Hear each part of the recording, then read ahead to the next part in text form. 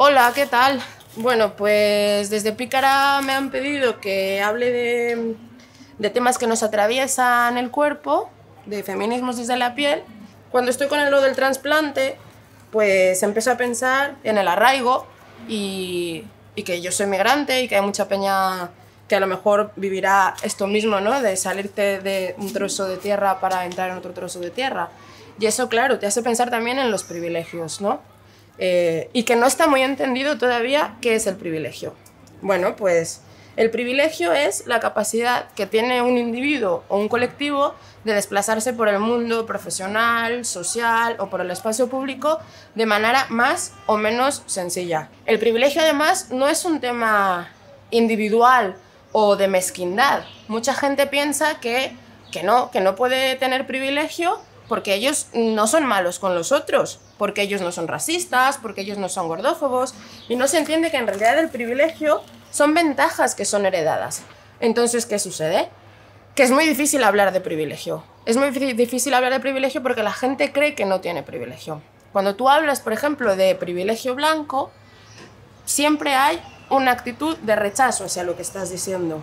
¿Por qué? Las personas que son blancas no están acostumbradas a que se les interpele desde la raza, ni que se hable de su raza o del color de su piel. Entonces, claro, en el momento en el que tú mueves esa estabilidad racial que ellas tienen, se defienden. A eso es a lo que le podemos llamar fragilidad blanca.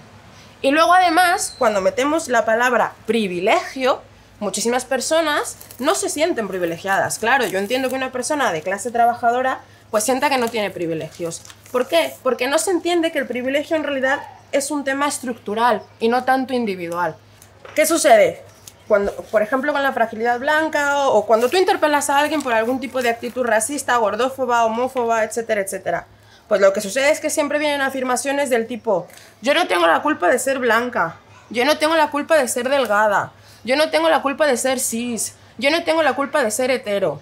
A ver, cuando estamos reproduciendo estas afirmaciones del tipo yo no tengo la culpa, lo que en realidad estamos mostrando es la normalización e interiorización de los privilegios. ¿Por qué? Pues porque no los vemos. O sea, si yo no estoy siendo oprimida por lo que tú estás siendo oprimida, no voy a ver mi privilegio. Vámonos a cosas súper sencillas y del cotidiano.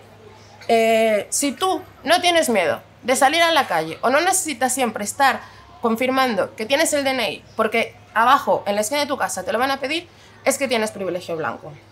Si tú no tienes miedo después de una entrevista telefónica de trabajo que te vean si eres gorda y no te contraten, tienes el privilegio delgado.